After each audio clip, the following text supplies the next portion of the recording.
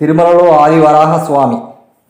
తిరుమలలో ముందుగా వరాహస్వామి దర్శించిన తర్వాతే స్వామివారిని దర్శించవాలనే ఆచారం ఉంది. దీనికి సంబంధించిన ఒక ఆసక్తికరమైన గాథ ఉంది. హిరణ్యాక్షుని సంహరించిన తర్వాత ఆదివరాహ స్వామి భూమిపై సంచరించిన ప్రదేశమే నేటికి తిరుపతి క్షేత్రం. ఆ స్వామి అక్కడే నివాసం ఏర్పరచుకొని పోవడంతో మొదటగా ఇది ఆదివరాహ క్షేత్రంగా ప్రసిద్ధి పొందిన ఆ వరాహస్వామి ఒకసారి భూమిపై సంచరించే సమయంలో వృషభాసురుడు అనే రాక్షసుడు తటస్థపడ్డసరికి వాడిని చంపి తిరుమలకు చేరుకున్నాడు. శ్రీనివాసుడు తటస్థ పాదులకు అప్పుడు వారు ఒకరికొకరు శ్రీ మహావిష్ణువు రూపాలను గుర్తిస్తారు.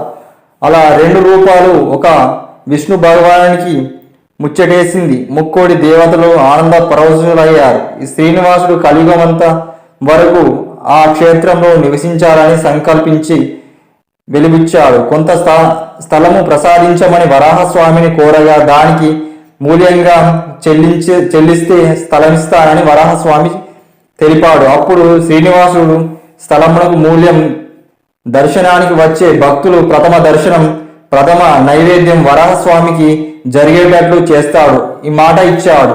అప్పటి నుంచి ముందుగా వరాహస్వామిని దర్శించాలనే ఆచారం వచ్చినట్లు కథనం. వారాహ రూపంలో ఉన్న విష్ణువు దేవుడికి ప్రత్యేకమైన ఆలయాలు లేవు. ఆ తరువాతి అవతారమైన నరసింహ అవతారం కలిసి సింహాచలంలో వరాహ లక్ష్మీ నరసింహస్వామిగా పూజలు అందుకుంటున్న